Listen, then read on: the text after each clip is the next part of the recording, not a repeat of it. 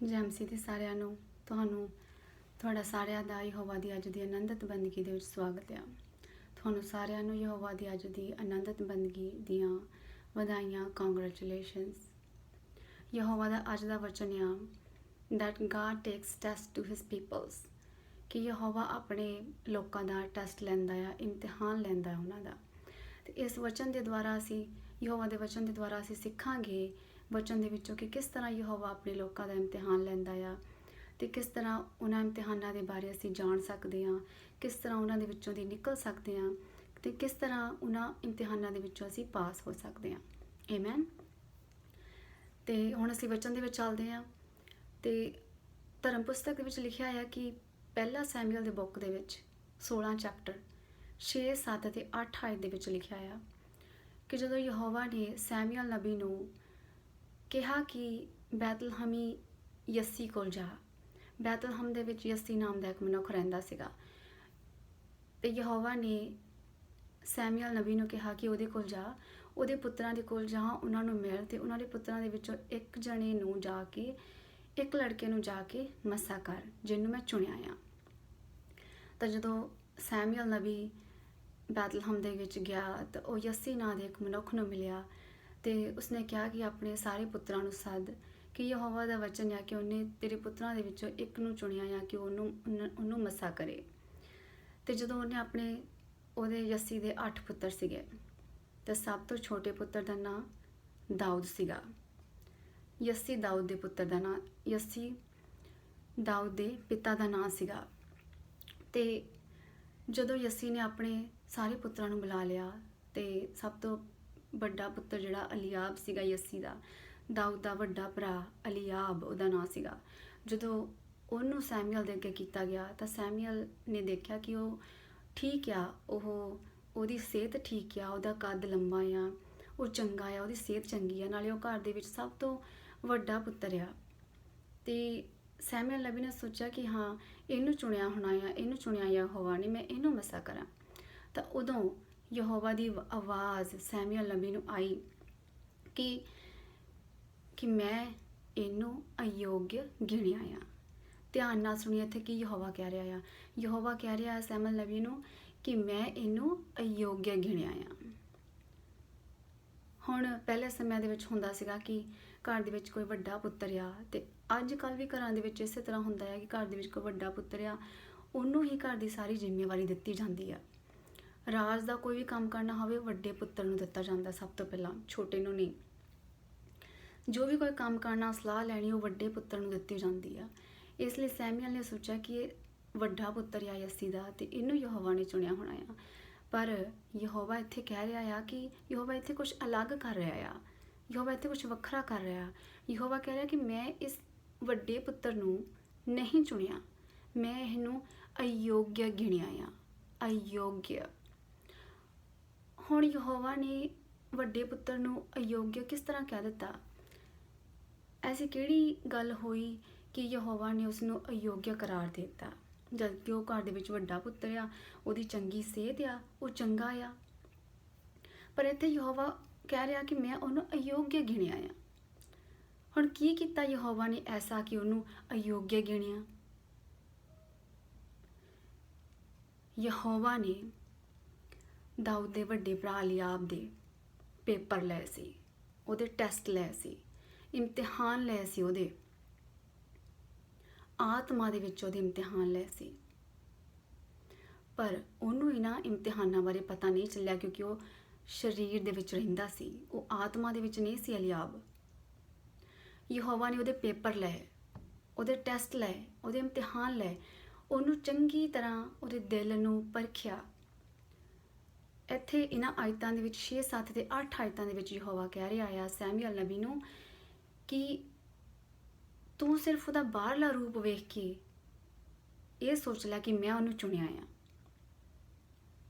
Jehovah Samuel ਨਬੀ ਨੂੰ ਕਹਿ ਰਿਹਾ ਕਿ ਤੂੰ ਉਹਦਾ ਰੰਗ ਰੂਪ ਦੇਖ ਕੇ ਜਾਂ ਉਹਦੀ ਲੰਬਾਈ 'ਤੇ ਨਾ ਜਾ, ਕਿਉਂਕਿ ਯਹੋਵਾ ਮਨੁੱਖਾਂ ਵਾਂਗੂ ਨਹੀਂ ਜਾਂਚਦਾ, ਮਨੁੱਖਾਂ ਵਾਂਗੂ ਨਹੀਂ ਦੇਖਦਾ ਬਾਹਰਲੀ ਰੂਪ, ਯਹੋਵਾ ਅੰਦਰੂਨੀ ਰੂਪ ਦੇਖਦਾ ਆ।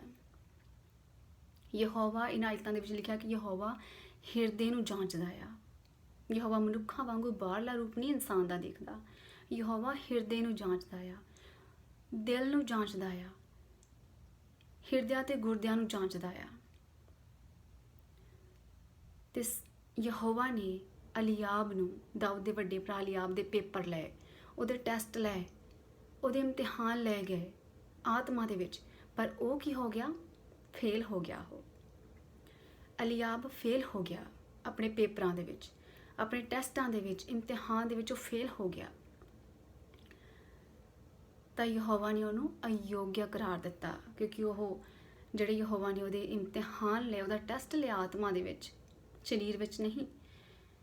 ਸਰੀਰ ਵਿੱਚ ਯਹੋਵਾ ਟੈਸਟ ਨਹੀਂ ਲੈਂਦਾ, ਯਹੋਵਾ ਆਤਮਾ ਦੇ ਵਿੱਚ ਟੈਸਟ ਲੈਂਦਾ ਹੈ। ਆਤਮਾ ਦੇ ਵਿੱਚ ਮਨੁੱਖ ਨੂੰ ਪਰਖਦਾ ਹੈ, ਉਹਨੂੰ ਉਹਦੇ ਹਿਰਦੇ ਤੇ ਹਿਰਦੇ ਨੂੰ ਜਾਣਦਾ ਆ, ਪਰਖਦਾ ਹੈ, ਉਹਨੂੰ ਚੰਗੀ ਤਰ੍ਹਾਂ ਪਰਖਦਾ ਆ, ਜਿੰਨਾ ਚਿਰ ਕਿ ਯਹੋਵਾ ਨੂੰ ਤਸੱਲੀ ਨਾ ਹੋ ਜਾਏ। ਪਰ ਅਲੀਆਬ ਫੇਲ ਹੋ ਗਿਆ ਆਪਣੇ ਪੇਪਰਾਂ ਦੇ ਵਿੱਚ, ਟੈਸਟ ਦੇ ਵਿੱਚ, ਕਿਉਂਕਿ ਉਹ ਸਰੀਰ ਦੇ ਵਿੱਚ ਰਹਿੰਦਾ ਸੀ, ਉਹਦੀ ਯਹੋਵਾ ਦੇ ਨਾਲ ਸੰਗਤੀ ਨਹੀਂ ਸੀ, ਉਹ ਆਤਮਾ ਦੇ ਵਿੱਚ ਨਹੀਂ ਸੀਗਾ। ਇਸ ਲਈ ਉਹ ਆਪਣੇ ਇਮਤਿਹਾਨਾਂ ਨੂੰ ਪਛਾਣ ਨਹੀਂ ਸਕਿਆ ਤੇ ਉਹ ਫੇਲ ਹੋ ਗਿਆ। ਇਸ ਲਈ ਯਹੋਵਾ ਨੇ ਉਹਨੂੰ ਅਯੋਗਿਆ ਕਰਾਰ ਦਿੱਤਾ। ਸੈਮੂਅਲ ਨੂੰ ਕਿਹਾ ਕਿ ਮੈਂ ਇਹਨੂੰ ਅਯੋਗਿਆ ਗਿਣਿਆ ਆ। ਉਸ ਤੋਂ ਬਾਅਦ ਵਿੱਚ ਦਾਊਦ ਦੇ ਦੂਜੇ ਭਰਾ ਅਮੀਨਾਦਾਬ ਨੂੰ ਸੈਮੂਅਲ ਦੇ ਅੱਗੇ ਕੀਤਾ ਗਿਆ ਤੇ ਯਹੋਵਾ ਨੇ ਕਿਹਾ ਮੈਂ ਇਹਨੂੰ ਵੀ ਨਹੀਂ ਚੁਣਿਆ। ਉਸ ਤੋਂ ਬਾਅਦ ਦਾਊਦ ਦੇ ਤੀਸਰੇ ਭਰਾ ਸ਼ਮਾ ਨੂੰ ਸੈਮੂਅਲ ਨਬੀ ਦੇ ਅੱਗੇ ਕੀਤਾ ਗਿਆ, ਪਰ ਯਹੋਵਾ ਨੇ ਕਿਹਾ ਕਿ ਮੈਂ ਇਹਨੂੰ ਵੀ ਨਹੀਂ ਚੁਣਿਆ। ਇਸੇ ਤਰ੍ਹਾਂ ਜਿਹੜੇ 7 ਪੁੱਤਰ ਸੀ ਯੱਸੀ ਦੇ, ਉਹ 7 ਪੁੱਤਰ ਸੈਮੂਅਲ ਦੇ ਅੱਗੇ ਕੀਤੇ ਗਏ, ਪਰ ਯਹੋਵਾ ਨੇ ਉਹਨਾਂ 7 ਪੁੱਤਰਾਂ ਦੇ ਵਿੱਚੋਂ ਇੱਕ ਵੀ ਨਹੀਂ ਚੁਣਿਆ। ਉਹਨਾਂ 7 ਨੂੰ ਅਯੋਗਿਆ ਕਰਾਰ ਦਿੱਤਾ। ਤਾਂ ਦਾਊਦ ਜਿਹੜਾ ਸਭ ਤੋਂ ਛੋਟਾ ਸੀਗਾ, ਤਾਂ ਸੈਮੂਅਲ ਨੇ ਯੱਸੀ ਨੂੰ ਪੁੱਛਿਆ ਕਿ ਤੇਰੇ ਇੰਨੇ ਹੀ ਪੁੱਤਰ ਆ? ਤੇ ਯੱਸੀ ਨੇ ਉੱਤਰ ਦਿੱਤਾ ਕਿ ਦਾਊਦ ਦੇ ਪੁੱਤਰ ਨੇ ਉੱਤਰ ਦਿੱਤਾ ਕਿ ਮੇਰਾ ਸਭ ਤੋਂ ਛੋਟਾ ਪੁੱਤਰ ਉਹ ਖੇਤਾਂ ਦੇ ਵਿੱਚ ਭੇਡਾਂ ਨੂੰ ਚਰਾ ਰਿਹਾ ਆ। ਤੇ ਸੈਮੂਅਲ ਨਬੀ ਨੇ ਕਿਹਾ ਕਿ ਜਾ ਉਹਨੂੰ ਸੱਦਾ ਭੇਜ ਦਿਓ, ਇੱਥੇ ਆਵੇ। ਤੇ ਜਦੋਂ ਦਾਊਦ ਨੂੰ ਸੱਦਾ ਭੇਜਿਆ ਗਿਆ ਤਾਂ ਉਹ ਘਰੇ ਆਇਆ, ਤਾਂ ਯਹੋਵਾ ਨੇ ਸੈਮੂਅਲ ਨਬੀ ਨੂੰ ਕਿਹਾ ਕਿ ਮੈਂ ਇਹਨੂੰ ਚੁਣਿਆ ਆ, ਇਹਨੂੰ ਮੱਸਾ ਕਰ, ਜੋ ਕਿ ਸਭ ਤੋਂ ਛੋਟਾ ਸੀਗਾ ਉਮਰ ਦੇ ਵਿੱਚ ਵੀ, ਘਰ ਦੇ ਵਿੱਚ ਵੀ। ਹੁਣ ਸਭ ਤੋਂ ਛੋਟੇ ਪੁੱਤਰ ਨੂੰ ਯਹੋਵਾ ਨੇ ਕਿੱਦਾਂ ਚੁਣ ਲਿਆ? ਉਹਦੇ ਵਿੱਚ ਐਸਾ ਕੀ ਦੇਖਿਆ ਯਹੋਵਾ ਨੇ ਸਭ ਤੋਂ ਛੋਟੇ ਦੇ ਵਿੱਚ, ਜਿਹਨੂੰ ਤਜਰਬਾ ਵੀ ਜ਼ਿੰਦਗੀ ਦਾ ਘੱਟ ਆ? ਐਸਾ ਯਹੋਵਾ ਨੇ ਕੀ ਦੇਖਿਆ ਦਾਊਦ ਦੇ ਵਿੱਚ ਕਿ ਸੈਮੂਅਲ ਨਬੀ ਨੂੰ ਕਿਹਾ ਕਿ ਤੂੰ ਇਹਨੂੰ ਮੱਸਾ ਕਰ, ਮੈਂ ਇਹਨੂੰ ਚੁਣਿਆ ਆ। ਯਹੋਵਾ ਨੇ ਦਾਊਦ ਦੇ ਵੀ ਪੇਪਰ ਲਏ ਸੀ, ਦਾਊਦ ਦਾ ਵੀ ਟੈਸਟ ਲਿਆ ਸੀ, ਦਾਊਦ ਦਾ ਵੀ ਇਮਤਿਹਾਨ ਲਿਆ ਗਿਆ ਸੀ ਆਤਮਾ ਦੇ ਵਿੱਚ। ਯਹੋਵਾ ਨੇ ਦਾਊਦ ਨੂੰ ਚੰਗੀ ਤਰ੍ਹਾਂ ਪਰਖਿਆ, ਜਾਂਚਿਆ, ਉਹਦੇ ਹਿਰਦੇ ਨੂੰ ਜਾਂਚਿਆ, ਉਹਦੇ ਹਿਰਦੇ ਨੂੰ ਜਾਂਚਿਆ, ਉਹਦੀ ਆਤਮਾ ਨੂੰ ਜਾਂਚਿਆ। ਪਰ ਜਿਹੜਾ ਦਾਊਦ ਸੀਗਾ ਉਹ ਆਤਮਾ ਦੇ ਵਿੱਚ ਰਹਿੰਦਾ ਸੀ। ਉਹਨੇ ਜਾਣਿਆ ਆਪਣੇ ਇਮਤਿਹਾਨਾਂ ਨੂੰ, ਉਹ ਸੰਗਤੀ ਰੱਖਦਾ ਸੀ ਯਹੋਵਾ ਦੇ ਨਾਲ, ਉਹ ਆਤਮਾ ਦੇ ਵਿੱਚ ਰਹਿੰਦਾ ਸੀ। ਉਹ ਆਪਣੇ ਇਮਤਿਹਾਨਾਂ ਨੂੰ ਜਾਣ ਸਕਿਆ ਕਿਉਂਕਿ ਉਹ ਆਤਮਾ ਦੇ ਵਿੱਚ ਰਹਿੰਦਾ ਸੀ। ਆਤਮਾ ਦੇ ਦੁਆਰਾ ਉਹ ਆਪਣੇ ਇਮਤਿਹਾਨਾਂ 'ਚੋਂ ਪਾਸ ਹੋਇਆ। ਜਦੋਂ ਯਹੋਵਾ ਨੇ ਉਹਦੇ ਇਮਤਿਹਾਨ ਲਏ ਦਾਊਦ ਦੇ, ਜਦੋਂ ਉਹਦੇ ਪੇਪਰ ਲਏ, ਉਹਦੇ ਟੈਸਟ ਲਏ, ਜਦੋਂ ਉਹਨਾਂ ਇਮਤਿਹਾਨਾਂ ਦੇ ਵਿੱਚੋਂ ਪਾਸ ਨਿਕਲ ਗਿਆ, ਫਿਰ ਯਹੋਵਾ ਨੇ ਉਹਨੂੰ ਚੁਣਿਆ ਮੱਸਾ ਕਰਨ ਦੇ ਵਾਸਤੇ। ਯਹੋਵਾ ਐਵੇਂ ਹੀ ਕਦੀ ਕਿਸੇ ਮਨੁੱਖ ਨੂੰ ਨਹੀਂ ਚੁਣ ਲੈਂਦਾ ਮੱਸਾ ਕਰਨ ਦੇ ਵਾਸਤੇ, ਵੱਡੀ ਸੇਵਕਾਈ ਦੇ ਵਾਸਤੇ। ਪਹਿਲਾਂ ਯਹੋਵਾ ਉਹਦੇ ਹਿਰਦੇ ਨੂੰ ਜਾਂਚਦਾ ਆ, ਉਹਦੀ ਆਤਮਾ ਨੂੰ ਜਾਂਚਦਾ, ਇਮਤਿਹਾਨ ਲੈਂਦਾ, ਉਹਦੇ ਹਰ ਤਰ੍ਹਾਂ ਦੇ ਨਾਲ ਉਹਨੂੰ ਪਰਖਦਾ ਆ। ਤੇ ਜਦੋਂ ਉਹਨਾਂ ਇਮਤਿਹਾਨਾਂ ਦੇ ਵਿੱਚੋਂ ਪਾਸ ਨਿਕਲਦਾ ਆ, ਫਿਰ ਯਹੋਵਾ ਉਹਨੂੰ ਮੱਸਾ ਕਰਦਾ ਹੈ। ਇਸੇ ਤਰ੍ਹਾਂ ਦਾਊਦ ਦੇ ਵੀ ਪੇਪਰ ਲਏ ਗਏ ਸੀ, ਦਾਊਦ ਦੇ ਵੀ ਟੈਸਟ ਲਏ ਗਏ ਸੀ, ਦਾਊਦ ਦੇ ਇਮਤਿਹਾਨ ਲਏ ਗਏ ਸੀਗੇ। ਤੇ ਜਦੋਂ ਦਾਊਦ ਆਤਮਾ ਦੁਆਰਾ ਉਹਨਾਂ ਇਮਤਿਹਾਨਾਂ ਨੂੰ ਪਾਸ ਕੀਤਾ, ਆਤਮਾ ਦੁਆਰਾ ਉਹਨਾਂ ਨੂੰ ਜਾਣਿਆ, ਉਹਨਾਂ ਦੇ ਵਿੱਚੋਂ ਦੀ ਨਿਕਲਿਆ, ਉਹਨਾਂ ਇਮਤਿਹਾਨਾਂ ਨੂੰ ਪਾਸ ਕੀਤਾ, ਤੇ ਫਿਰ ਯਹੋਵਾ ਨੇ ਉਹਨੂੰ ਚੁਣਿਆ ਮੱਸਾ ਕਰਨ ਦੇ ਵਾਸਤੇ, ਆਪਣੀ ਵੱਡੀ ਸੇਵਕਾਈ ਦੇ ਵਾਸਤੇ। ਫਿਰ ਸੈਮੂਅਲ ਨਬੀ ਨੇ ਦਾਊਦ ਨੂੰ ਮੱਸਾ ਕੀਤਾ ਤੇਲ ਦੇ ਨਾਲ, ਤੇ ਉਸ ਦਿਨ ਤੋਂ ਬਾਅਦ ਵਿੱਚ ਯਹੋਵਾ ਦਾ ਆਤਮਾ ਹਮੇਸ਼ਾ ਦਾਊਦ ਦੇ ਨਾਲ ਰਿਹਾ ਤੇ ਦਾਊਦ ਹਰ ਇੱਕ ਜਿੱਤ ਯਹੋਵਾ ਦੀ ਜਿੱਤ ਦੇ ਨਾਲ, ਯਹੋਵਾ ਦੀ ਆਤਮਾ ਦੇ ਨਾਲ ਉਹ ਜਿੱਤਦਾ ਗਿਆ। ਆਮੇਨ। ਇਸੇ ਤਰ੍ਹਾਂ ਅਯੂਬ ਦੀ ਕਿਤਾਬ ਦੇ ਵਿੱਚ ਲਿਖਿਆ ਆ, ਧਰਮ ਪੁਸਤਕ ਦੇ ਵਿੱਚ ਅਯੂਬ ਦੀ ਕਿਤਾਬ ਦੇ ਵਿੱਚ ਲਿਖਿਆ ਆ ਅਯੂਬ ਦਾ ਪਰਤਾਵਾ ਮਤਲਬ ਟੈਸਟ, ਇਮਤਿਹਾਨ ਅਯੂਬ ਦਾ ਜੋ ਯਹੋਵਾ ਨੇ ਲਿਆ। ਅਯੂਬ ਜਿਹੜਾ ਸੀਗਾ ਉਹ ਇੱਕ ਧਰਮੀ ਇਨਸਾਨ ਸੀਗਾ, ਯਹੋਵਾ ਦਾ ਡਰ ਰੱਖਦਾ ਸੀ, ਪਰ ਫਿਰ ਵੀ ਯਹੋਵਾ ਨੇ ਧਰਮੀ ਹੋਣ ਦੇ ਬਾਵਜੂਦ ਅਯੂਬ ਦੇ ਉਹਦਾ ਇਮਤਿਹਾਨ ਲਿਆ। ਅਯੂਬ ਯਹੋਵਾ ਦੀ ਆਗਿਆ ਦੇ ਅਨੁਸਾਰ ਚੱਲਦਾ ਸੀ ਤੇ ਯਹੋਵਾ ਦੀ ਹਰ ਤਰ੍ਹਾਂ ਦੀ ਬਰਕਤ ਅਯੂਬ ਦੇ ਉੱਤੇ ਸੀ, ਪਰ ਫਿਰ ਵੀ ਯਹੋਵਾ ਨੇ ਉਹਦਾ ਇਮਤਿਹਾਨ ਲਿਆ ਧਰਮੀ ਹੋਣ ਦੇ ਬਾਵਜੂਦ ਵੀ।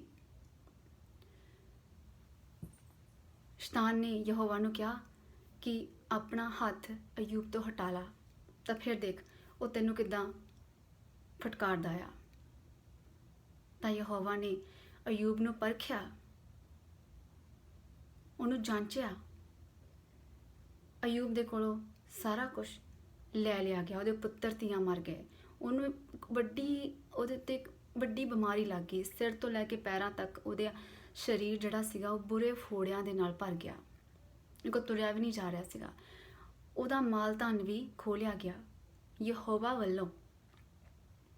ਯਹੋਵਾ ਨੇ ਇਹ ਸਭ ਕੁਝ ਕੀਤਾ, ਬਿਮਾਰੀ ਘੱਲ ਕੇ ਉਹਦੇ ਉੱਤੇ ਇੰਨਾ ਦੁੱਖ ਘੱਲਿਆ, ਵੱਡਾ ਡਾਢਾ ਦੁੱਖ ਯਹੋਵਾ ਨੇ ਉਸ ਉੱਤੇ ਘੱਲਿਆ ਕਿ ਜਾ, ਸਾਨੂੰ ਕਿਹਾ ਕਿ ਜਾ, ਮੈਂ ਆਪਣਾ ਹੱਥ ਅਯੂਬ ਦੇ ਉੱਤੋਂ ਹਟਾ ਲਿਆ ਆ, ਕਿਉਂਕਿ ਯਹੋਵਾ ਨੂੰ ਵੱਡਾ ਭਰੋਸਾ ਸੀਗਾ ਅਯੂਬ ਦੇ ਉੱਤੇ। ਅਯੂਬ ਦੇ ਧਰਮੀ ਹੋਣ ਦੇ ਬਾਵਜੂਦ ਵੀ ਯਹੋਵਾ ਨੇ ਉਹਨੂੰ ਪਰਖਿਆ, ਉਹਦਾ ਟੈਸਟ ਲਿਆ। ਅੱਜ ਕੱਲ੍ਹ ਲੋਕ ਮਸੀਹ ਵਿੱਚ ਆ ਕੇ ਕਹਿੰਦੇ ਆ ਕਿ ਹਾਂ ਉਹਨਾਂ ਦੇ ਉੱਤੇ ਕੋਈ ਟੈਸਟ ਨਹੀਂ ਹੋਣ, ਕੋਈ ਇਮਤਿਹਾਨ ਨਹੀਂ, ਉਹਨਾਂ ਨੂੰ ਕੋਈ ਦੁੱਖ ਨਹੀਂ, ਪਰ ਯਹੋਵਾ ਆਪਣੇ ਲੋਕਾਂ ਦਾ ਇਮਤਿਹਾਨ ਲੈਂਦਾ ਆ, ਉਹਨਾਂ ਨੂੰ ਪਰਖਦਾ, ਉਹਨਾਂ ਨੂੰ ਤਾੜਦਾ ਆ। ਅਯੂਬ ਇੱਕ ਧਰਮੀ ਇਨਸਾਨ ਸੀ, ਯਹੋਵਾ ਦਾ ਡਰ ਰੱਖਦਾ ਸੀ, ਇੰਨਾ ਡਰ ਰੱਖਦਾ ਹੁੰਦਾ ਸੀ ਅਯੂਬ ਯਹੋਵਾ ਦਾ ਕਿ ਜਦੋਂ ਉਹਦੇ ਪੁੱਤਰ ਤੇ ਧੀਆਂ ਇਕੱਠੇ ਹੋ ਕੇ ਖਾਂਦੇ ਪੀਂਦੇ ਸੀਗੇ, ਦਿਨ ਤਿਉਹਾਰ ਕਰਦੇ ਹੁੰਦੇ ਸੀ, ਤਾਂ ਉਹ ਆਪਣੇ ਪੁੱਤਰਾਂ ਦੇ ਧੀਆਂ ਨੂੰ ਪਵਿੱਤਰ ਕਰਦਾ ਹੁੰਦਾ ਸੀ। ਬਾਅਦ ਵਿੱਚ ਉਹਨਾਂ ਦੇ ਲਈ ਹੋਮ ਬਲੀਆਂ ਦਿੰਦਾ ਹੁੰਦਾ ਸੀ ਯਹੋਵਾ ਦੇ ਅੱਗੇ, ਉਹਨਾਂ ਨੂੰ ਪਵਿੱਤਰ ਕਰਦਾ ਹੁੰਦਾ ਸੀ ਆਪਣੇ ਪੁੱਤਰਾਂ ਨੂੰ, ਧੀਆਂ ਨੂੰ, ਕਿ ਕਿਤੇ ਮੇਰੇ ਪੁੱਤਰਾਂ ਧੀਆਂ ਨੇ ਯਹੋਵਾ ਨੂੰ ਫਿਟਕਾਰ ਨਾ ਦਿੱਤਾ ਹੋਵੇ, ਯਹੋਵਾ ਨੂੰ ਬੁਰਾ ਨਾ ਕਹਿ ਦਿੱਤਾ ਹੋਵੇ, ਯਹੋਵਾ ਬਾਰੇ ਕੋਈ ਬੁਰੀ ਗੱਲ ਨਾ ਕਰ ਦਿੱਤੀ ਹੋਵੇ। ਉਹ ਆਪਣੇ ਪੁੱਤਰਾਂ ਦੇ ਧੀਆਂ ਨੂੰ ਪਵਿੱਤਰ ਕਰਦਾ ਹੁੰਦਾ ਸੀਗਾ ਤੇ ਉਹ ਆਪ ਵੀ ਯਹੋਵਾ ਦੇ ਵਿੱਚ ਇੰਨਾ ਉਹ ਆਗਿਆ ਦੇ ਅਨੁਸਾਰ ਚੱਲਦਾ ਸੀਗਾ ਕਿ ਯਹੋਵਾ ਨੂੰ ਉੱਤੇ ਬਹੁਤ ਹੀ ਮਾਣ ਸੀਗਾ। ਪਰ ਯਹੋਵਾ ਨੇ ਫਿਰ ਵੀ ਉਹਦਾ ਪਰਤਾਵਾ ਲਿਆ, ਕਿਉਂਕਿ ਯਹੋਵਾ ਆਪਣੇ ਲੋਕਾਂ ਨੂੰ ਪਰਖਦਾ ਆ, ਜਾਂਚਦਾ ਆ, ਤਾੜਦਾ ਉਹਨਾਂ ਨੂੰ। ਤੇ ਯਹੋਵਾ ਨੇ ਅਯੂਬ ਨੂੰ ਤਾੜਿਆ, ਪਰਖਿਆ, ਉਹਦੇ ਤੇ ਵੱਡੀ ਬਿਮਾਰੀ ਲਿਆ ਕੇ ਉਹਦੇ ਕੋਲੋਂ ਸਾਰਾ ਕੁਝ ਖੋਹ ਕੇ ਲੈ ਕੇ ਉਹ ਇਕੱਲਾ ਰਹਿ ਗਿਆ ਸੀ। ਜਦੋਂ ਦੁੱਖ ਵਿੱਚ ਸੀ ਤਾਂ ਉਹਦੇ ਅਯੂਬ ਦੇ ਜਿਹੜੇ ਭਰਾ ਸੀ, ਭੈਣਾਂ ਸੀ, ਰਿਸ਼ਤੇਦਾਰ ਸੀ, ਉਹ ਕੋਈ ਉਹਦੇ ਕੋਲ ਨਹੀਂ ਆਇਆ। 3 ਮਿੱਤਰ ਅਯੂਬ ਦੇ ਸੀਗੇ, ਜਦੋਂ ਉਹਨਾਂ ਨੂੰ ਪਤਾ ਲੱਗਿਆ ਕਿ ਅਯੂਬ ਬਿਮਾਰ ਆ ਤਾਂ ਅਯੂਬ ਦੇ ਕੋਲ ਆਏ, ਪਰ 7 ਦਿਨ 7 ਰਾਤਾਂ ਉਹਦੇ ਕੋਲ ਬੈਠੇ ਰਹੇ, ਉੱਦਾਂ ਹੀ ਕੋਈ ਗੱਲਬਾਤ ਨਹੀਂ ਕੀਤੀ। ਉਹਨਾਂ ਨੇ ਜਾਣਿਆ ਕਿ ਅਯੂਬ ਦਾ ਦੁੱਖ ਵੱਡਾ ਡਾਢਾ ਆ, ਕਿ ਜੇ ਅਸੀਂ ਇਹਦੇ ਨਾਲ ਗੱਲ ਕਰਾਂਗੇ ਤਾਂ ਇਹਨੂੰ ਤਕਲੀਫ ਹੋਏਗੀ। 7 ਦਿਨਾਂ ਬਾਅਦ ਉਹਨਾਂ ਨੇ ਅਯੂਬ ਦੇ ਨਾਲ ਗੱਲਬਾਤ ਕੀਤੀ, ਪਰ ਉਹ ਅਯੂਬ ਦੇ ਨਾਲ ਇੱਦਾਂ ਦੀਆਂ ਗੱਲਾਂ ਕਰਦੇ ਸੀਗੇ ਕਿ ਤੂੰ ਯਹੋਵਾ ਦਾ ਇੰਨਾ ਡਰ ਮੰਨਦਾ ਆ, ਯਹੋਵਾ ਦੇ ਲਈ ਸਾਰਾ ਕੁਝ ਕਰਦਾ, ਤਾਂ ਯਹੋਵਾ ਨੇ ਤੈਨੂੰ ਇੱਦਾਂ ਕਿਉਂ ਕੀਤਾ? ਤੂੰ ਯਹੋਵਾ ਨੂੰ ਫਟਕਾਰ, ਤੂੰ ਯਹੋਵਾ ਨੂੰ ਕੁਝ ਕਹਿ ਕਿ ਉਹ ਤੈਨੂੰ ਚੰਗਾ ਕਰੇ। ਪਰ ਉਹ ਇੱਦਾਂ ਦੀਆਂ ਬਹੁਤ ਸਾਰੀਆਂ ਗੱਲਾਂ ਕਰਦੇ ਸੀ ਅਯੂਬ ਦੇ ਨਾਲ, ਕਿੰਨੇ ਹੀ ਦਿਨ ਉਹ ਇਸ ਤਰ੍ਹਾਂ ਗੱਲਾਂ ਕਰਦੇ ਰਹੇ, ਪਰ ਅਯੂਬ ਦੇ ਮੂੰਹ 'ਚੋਂ ਇੱਕ ਵਾਰੀ ਵੀ ਯਹੋਵਾ ਦੇ ਲਈ ਫਟਕਾਰ ਨਹੀਂ ਨਿਕਲੀ। ਯਹੋਵਾ ਨੂੰ ਇੱਕ ਵਾਰੀ ਵੀ ਉਹਨੇ ਬੁਰਾ ਨਹੀਂ ਕਿਹਾ। ਹਮੇਸ਼ਾ ਉਹ ਆਪਣੀ ਬਿਮਾਰੀ ਦੇ ਵਿੱਚ ਯਹੋਵਾ ਦਾ ਧੰਨਵਾਦ ਕਰਦਾ ਰਿਹਾ, ਯਹੋਵਾ ਨੂੰ ਪਰਖਦਾ ਰਿਹਾ, ਆਪਣੇ ਦੋਸਤਾਂ ਦੇ ਦੁਆਰਾ, ਉਹਦੇ ਦੋਸਤਾਂ ਦੇ ਦੁਆਰਾ ਪਰਖਦਾ ਰਿਹਾ, ਗੱਲਾਂ ਕਹਿ ਕੇ ਗੱਲਾਂ ਦੇ ਵਿੱਚ ਯਹੋਵਾ ਨੂੰ ਪਰਖਦਾ ਰਿਹਾ। ਬਿਮਾਰੀ ਦੇ ਦੁਆਰਾ ਯਹੋਵਾ ਨੇ ਉਹਨੂੰ ਪਰਖਿਆ, ਉਹਦੇ ਪੁੱਤਰ ਧੀਆਂ ਲੈ ਲਏ ਗਏ, ਉਹਦਾ ਮਾਲ ਧਨ ਲੈ ਲਿਆ ਗਿਆ, ਉਹ ਇਕੱਲਾ ਰਹਿ ਗਿਆ। ਯਹੋਵਾ ਨੇ ਉਹਨੂੰ ਪਰਖਿਆ, ਪਰ ਅਯੂਬ ਦੇ ਮੂੰਹ ਦੇ ਵਿੱਚੋਂ ਇੱਕ ਵੀ ਯਹੋਵਾ ਦੇ ਵਾਸਤੇ ਬੁਰਾ ਸ਼ਬਦ ਨਹੀਂ ਨਿਕਲਿਆ। ਯਹੋਵਾ ਦੇ ਵਾਸਤੇ ਹਮੇਸ਼ਾ ਉਹਦੇ ਮੂੰਹ ਦੇ ਵਿੱਚੋਂ ਧੰਨਵਾਦ ਨਿਕਲਿਆ। ਉਹਨੇ ਕਿਹਾ ਕਿ ਯਹੋਵਾ ਦਾ ਸੀ, ਯਹੋਵਾ ਨੇ ਲੈ ਲਿਆ। ਧੰਨਵਾਦ ਕੀਤਾ। ਜਦੋਂ ਅਯੂਬ ਦੇ ਦੋਸਤ ਉਹਨੂੰ ਇਸ ਤਰ੍ਹਾਂ ਕਹਿੰਦੇ ਸੀਗੇ, ਕਿੰਨੇ ਹੀ ਦਿਨ ਇਸ ਤਰ੍ਹਾਂ ਕਹਿੰਦੇ ਰਹੇ, ਤੇ ਜਦੋਂ ਕਾਫੀ ਦਿਨ ਹੋ ਗਏ ਯਹੋਵਾ ਨੇ ਉਹਨੂੰ ਪਰਖ ਲਿਆ, ਅਯੂਬ ਦਾ ਟੈਸਟ ਲੈ ਲਿਆ, ਅਯੂਬ ਦਾ ਇਮਤਿਹਾਨ ਲੈ ਲਿਆ। ਜਦੋਂ ਅਯੂਬ ਆਪਣੇ ਇਮਤਿਹਾਨ ਦੇ ਵਿੱਚ ਪਾਸ ਨਿਕਲਿਆ ਤੇ ਯਹੋਵਾ ਨੂੰ ਉਹਦੇ ਮਿੱਤਰਾਂ ਦੇ ਉੱਤੇ ਗੁੱਸਾ ਆਇਆ। ਯਹੋਵਾ ਨੇ ਉਹਦੇ ਮਿੱਤਰਾਂ ਨੂੰ ਕਿਹਾ ਕਿ ਜਾਓ ਆਪਣੇ ਦੇ ਲਈ ਹੋਮ ਬਲੀਆਂ ਚੜਾਓ ਤਾਂ ਕਿ ਮੈਂ ਤੁਹਾਨੂੰ ਮਾਫ ਕਰ ਦੇਵਾਂ ਕਿ ਤੁਸੀਂ ਜੋ ਮੇਰੇ ਖਿਲਾਫ ਬੁਰਾ ਬੋਲਿਆ। ਮੇਰੇ ਸਿਰਫ ਅਯੂਬ ਦਾਸ ਨੇ ਮੇਰੇ ਬਾਰੇ ਚੰਗਾ ਬੋਲਿਆ। ਤੇ ਫਿਰ ਯਹੋਵਾ ਨੇ ਕਿਹਾ ਕਿ ਮੇਰਾ ਦਾਸ ਅਯੂਬ ਤੁਹਾਡੇ ਵਾਸਤੇ ਪ੍ਰਾਰਥਨਾ ਕਰੇਗਾ। ਉਸ ਤੋਂ ਬਾਅਦ ਵਿੱਚ ਅਯੂਬ ਨੇ ਆਪਣੇ ਤਿੰਨਾਂ ਮਿੱਤਰਾਂ ਦੇ ਵਾਸਤੇ ਪ੍ਰਾਰਥਨਾ ਕੀਤੀ ਜਦੋਂ, ਤੇ ਯਹੋਵਾ ਨੇ ਅਯੂਬ ਨੂੰ ਚੰਗਾ ਕਰ ਦਿੱਤਾ, ਉਹਦੇ ਨਸੀਬਾਂ ਨੂੰ ਬਹਾਲ ਕਰ ਦਿੱਤਾ ਕਿਉਂਕਿ ਉਹ ਆਪਣੇ ਇਮਤਿਹਾਨਾਂ ਦੇ ਵਿੱਚੋਂ ਪਾਸ ਹੋ ਗਿਆ, ਆਪਣੇ ਟੈਸਟਾਂ ਦੇ ਵਿੱਚੋਂ ਪਾਸ ਹੋ ਗਿਆ, ਇਮਤਿਹਾਨਾਂ ਦੇ ਵਿੱਚੋਂ ਪਾਸ ਹੋ ਗਿਆ। ਯਹੋਵਾ ਨੇ ਉਹਨੂੰ ਪਰਖ ਲਿਆ, ਜਾਂਚ ਲਿਆ, ਉਹਦੇ ਹਿਰਦੇ ਨੂੰ ਜਾਂਚ ਲਿਆ, ਉਹਨੂੰ ਆਤਮਾ ਦੇ ਵਿੱਚ ਜਾਂਚ ਲਿਆ, ਉਹ ਪਾਸ ਨਿਕਲਿਆ। ਤੇ ਫਿਰ ਯਹੋਵਾ ਨੇ ਉਹਦੇ ਨਸੀਬਾਂ ਨੂੰ ਬਹਾਲ ਕਰ ਦਿੱਤਾ, ਉਹ ਚੰਗਾ ਹੋ ਗਿਆ। ਫਿਰ ਬਾਅਦ ਵਿੱਚ ਯਹੋਵਾ ਨੇ ਅਯੂਬ ਨੂੰ ਉਹਦੀ ਪਹਿਲੀ ਅਵਸਥਾ ਨਾਲੋਂ ਵੱਧ ਬਰਕਤ ਦਿੱਤੀ। ਤੇ ਜਦੋਂ ਅਯੂਬ ਚੰਗਾ ਹੋ ਗਿਆ ਤਾਂ ਉਹਦੇ ਭੈਣ ਭਰਾ, ਉਹਦੇ ਰਿਸ਼ਤੇਦਾਰ ਜਿਹੜੇ ਪਹਿਲਾਂ ਉਹਨੂੰ ਮਿਲਣਾ ਵੀ ਨਹੀਂ ਮੰਗਦੇ ਸੀ ਬਿਮਾਰੀ ਦੇ ਵੇਲੇ, ਜਦੋਂ ਅਯੂਬ ਚੰਗਾ ਹੋ ਗਿਆ ਤਾਂ ਫਿਰ ਉਹਦੇ ਭੈਣ ਭਰਾ, ਉਹਦੇ ਰਿਸ਼ਤੇਦਾਰ ਉਹਦੇ ਕੋਲ ਆਏ, ਉਹਨੂੰ ਤਸੱਲੀ ਦਿੱਤੀ, ਉਹਨੂੰ ਮਿਲੇ। ਤੇ ਉਹਨਾਂ ਸਾਰੇ ਰਿਸ਼ਤੇਦਾਰਾਂ ਨੇ ਅਯੂਬ ਨੂੰ ਇੱਕ ਇੱਕ ਸਿੱਕਾ ਦਿੱਤਾ। ਸਾਰੇ ਜੋ ਉਹਨੂੰ ਮਿਲਣ ਆਏ ਸੀ ਉਹਨਾਂ ਨੇ ਇੱਕ ਇੱਕ ਸੋਨੇ ਦੀ ਅੰਗੂਠੀ ਅਯੂਬ ਨੂੰ ਦਿੱਤੀ। ਇਹ ਕਿੰਨੀ ਅਜੀਬ ਗੱਲ ਆ ਕਿ ਕਿਸੇ ਬਿਮਾਰ ਬੰਦੇ ਨੂੰ ਕੋਈ ਸੋਨੇ ਦੀ ਅੰਗੂਠੀ ਕਿੱਦਾਂ ਦੇ ਦੇਵੇ, ਕੋਈ ਸਿੱਕਾ ਕਿੱਦਾਂ ਦੇ ਦੇਵੇ। ਇਹ ਅਯੂਬ ਨੂੰ ਯਹੋਵਾ ਵੱਲੋਂ ਇਨਾਮ ਸੀਗਾ ਜੋ ਪਾਸ ਹੋ ਗਿਆ ਆਪਣੇ ਇਮਤਿਹਾਨਾਂ ਦੇ ਵਿੱਚੋਂ। ਤਾਂ ਯਹੋਵਾ ਨੇ ਉਹਨੂੰ ਵੱਡੀ ਖੁਸ਼ੀ ਤੇ ਵੱਡਾ ਆਨੰਦ ਦਿੱਤਾ। ਯਹੋਵਾ ਨੇ ਲੋਕਾਂ ਦੇ ਦੁਆਰਾ ਉਹਨੂੰ ਵੱਡਾ ਇਨਾਮ ਦਿੱਤਾ, ਉਹਨੂੰ ਸੋਨੇ ਦੀਆਂ ਅੰਗੂਠੀਆਂ, ਉਹਦਾ ਸਾਰਾ ਕੁਝ ਦੁੱਗਣਾ ਕਰ ਦਿੱਤਾ। ਇਨਸਾਨ ਦੇ ਵਿੱਚ ਇੰਨੀ ਸਾਮਰਥ ਨਹੀਂ ਕਿ ਉਹ ਕਿਸੇ ਬਿਮਾਰ ਬੰਦੇ ਨੂੰ ਸੋਨੇ ਦੀ ਅੰਗੂਠੀ ਦੇ ਦੇਵੇ।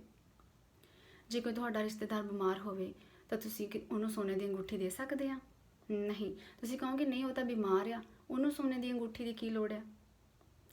ਯਹੋਵਾ ਹੀ ਆ ਜਿਹੜਾ ਲੋਕਾਂ ਦੇ ਦੁਆਰਾ ਇਨਸਾਨ ਨੂੰ ਇਨਾਮ ਦਿੰਦਾ ਆ, ਬਰਕਤ ਦਿੰਦਾ ਆ। ਯਹੋਵਾ ਨੇ ਲੋਕਾਂ ਨੂੰ ਯੂਜ਼ ਕੀਤਾ, ਉਹਨਾਂ ਨੇ ਹਰੇਕ ਨੇ ਇੱਕ ਇੱਕ ਸੋਨੇ ਦੀ ਅੰਗੂਠੀ ਅਯੂਬ ਨੂੰ ਦਿੱਤੀ, ਜਿਹੜੇ ਉਹਨੂੰ ਪਹਿਲਾਂ ਮਿਲਣਾ ਵੀ ਨਹੀਂ ਪਸੰਦ ਕਰਦੇ ਸੀਗੇ। ਤਾਂ ਯਹੋਵਾ ਨੇ ਉਹਨੂੰ ਵੱਡਾ ਇਨਾਮ ਦਿੱਤਾ, ਵੱਡੀ ਬਰਕਤ ਦਿੱਤੀ। ਤਾਂ ਅਯੂਬ 140 ਸਾਲ ਜਿੰਦਾ ਰਿਹਾ ਤੇ ਉਹਨੇ ਆਪਣੀ ਚੌਥੀ ਪੀੜ੍ਹੀ ਤੱਕ ਆਪਣੇ ਪੋਤੇ ਪੋਤਰੇ ਦੇਖੇ ਤੇ 140 ਸਾਲ ਤੱਕ ਉਹ ਜਿੰਦਾ ਰਿਹਾ, ਯਹੋਵਾ ਵੱਲੋਂ ਬਰਕਤ ਲੈ ਕੇ, ਆਪਣੇ ਇਮਤਿਹਾਨਾਂ ਦੇ ਵਿੱਚ ਪਾਸ ਹੋ ਕੇ। ਆਮੇਨ। ਤੇ ਹੁਣ ਇਹਨਾਂ ਇਮਤਿਹਾਨਾਂ ਦੇ ਵਿੱਚੋਂ ਤੁਸੀਂ ਕਿੱਦਾਂ ਪਾਸ ਹੋ ਸਕਦੇ ਆ? ਹੁਣ ਇਹਨਾਂ ਇਮਤਿਹਾਨਾਂ ਦੇ ਬਾਰੇ ਤੁਸੀਂ ਕਿੱਦਾਂ ਪਤਾ ਲਗਾ ਸਕਦੇ ਆ ਜਦੋਂ ਤੁਹਾਡੇ ਉੱਤੇ ਇਮਤਿਹਾਨ ਆਵੇ? ਹੁਣ ਇਹਨਾਂ ਇਮਤਿਹਾਨਾਂ ਦੇ ਵਿੱਚੋਂ ਤੁਸੀਂ ਕਿੱਦਾਂ ਪਾਸ ਹੋ ਸਕਦੇ ਆ?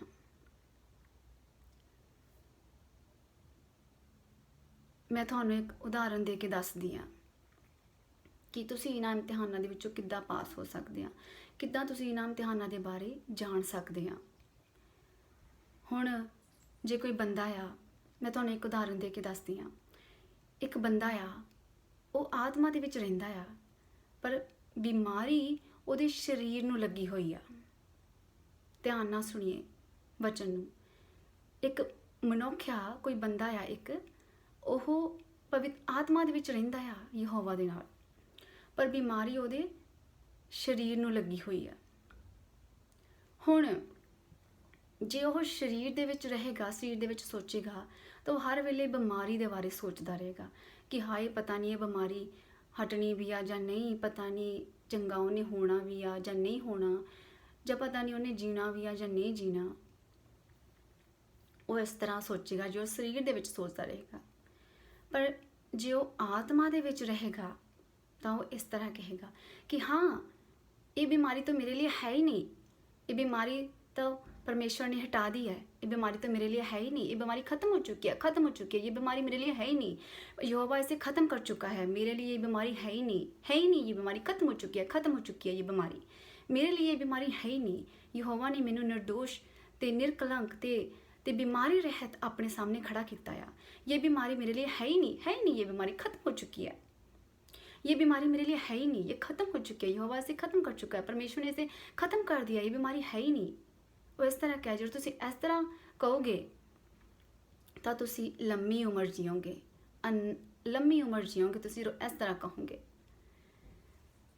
तो तेरा डर आ बीमारी का, बीमारी चाहे इंसान नूं मारे ना मारे, पर जिहड़ा बीमारी का डर आ वो इंसान नूं अद्धा मार दिंदा आ, वो इंसान नूं पैरालाइज कर दिंदा आ, अद्धा मार दिंदा आ उहनूं। पर जिथे यहोवा दा आत्मा आ उत्थे क्या जीवन आ, उत्थे जीवन आ। ते यहोवा दा आत्मा जिथे आ उत्थे तां मरिया होया बंदा भी जिंदा हो जांदा आ। आमीन। इसे तरह अयूब ने अपना इम्तिहान पास किया। अयूब आत्मा दे विच रहिंदा सीगा, पर बीमारी उहदे शरीर नूं लगी हुई सी। आत्मा दे विच अयूब रहिंदा सी, ध्यान नाल सुनिए, पर बीमारी अयूब दे शरीर नूं लगी हुई सीगी। अयूब आत्मा दे विच रहिंदा सीगा, इसलिए उहनूं पता सी कि यहोवा उहदा इम्तिहान लै रिहा, उहदा परतावा लै रिहा आ, उहदा इम्तिहान लै रिहा, उहनूं परख रिहा आ। तां अयूब ने अपनी बीमारी दे वेले भी यहोवा नूं बुरा नहीं बोलिया, उहदा धन्नवाद किया। बीमारी दे वेले भी उहनूं यहोवा नूं चंगा कहा, यहोवा दा धन्नवाद किया बीमारी दे वेले भी, क्योंकि अयूब नूं पता सी कि यहोवा उहनूं ताड़ रिहा आ, यहोवा उहदा इम्तिहान लै रिहा आ। जदों अयूब अपने मित्रां दे नाल गल्लां करदा हुंदा सी तां उहनां नूं कहंदा हुंदा सी कि यहोवा अपनी सोटी मेरे तो हटा लवे तां मैं चंगा हो जावांगा। यहोवा अपने लोकां नूं सोटी ते लाठी दे नाल ताड़दा आ। आमीन। इसलिए यहोवा अपने लोकां दा इम्तिहान लैंदा आ, उहनां नूं ताड़दा आ, धर्मी होण दे बावजूद भी। आमीन। ते इसलिए यहोवा जदों इम्तिहान लैंदा आ, तो जे तुसीं आत्मा दे विच आ तो तुसीं जाणोगे, जे तुसीं शरीर विच आ तो तुसीं उन्हां इम्तिहानां नूं नहीं जाण सकोगे। आमीन। असीं हुण आखिरी प्रार्थना दे विच चलदे आ। एक वड्डे दुख तो बाद विच एक वड्डी खुशी आ जो सारे दुख नूं भुला दिंदी है। आमीन। असीं हुण आखिरी प्रार्थना दे विच चलदे आ। सब जन अपणियां अखां नूं बंद करिए ते मेरे नाल प्रार्थना दे विच चलिए। मेरे यहोवा दा धन्नवाद होवे, मेरे यहोवा दी जय होवे। मेरा यहोवा जो मेरे हत्थां नूं युद्ध करना ते मेरियां उंगलियां नूं लड़ना सिखाउंदा है। मेरा यहोवा जो धरती ते आकाश दा मालिक आ। जदों तुहानूं यहोवा ताड़े तां उहदी ताड़ नूं तुच्छ ना जाणीए। जदों यहोवा तुहाडा इम्तिहान लवे तां तुसीं उस इम्तिहान दे विचों पास निकलो।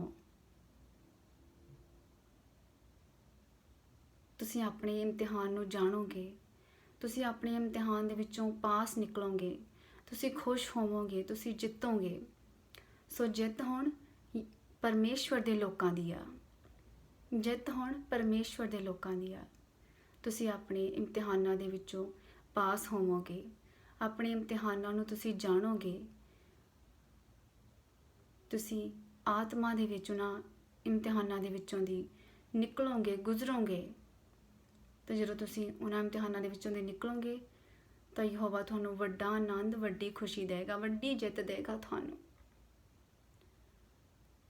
यहोवा दी आशीष ते बरकत हमेशा तुहाडे ते हुंदी रहे।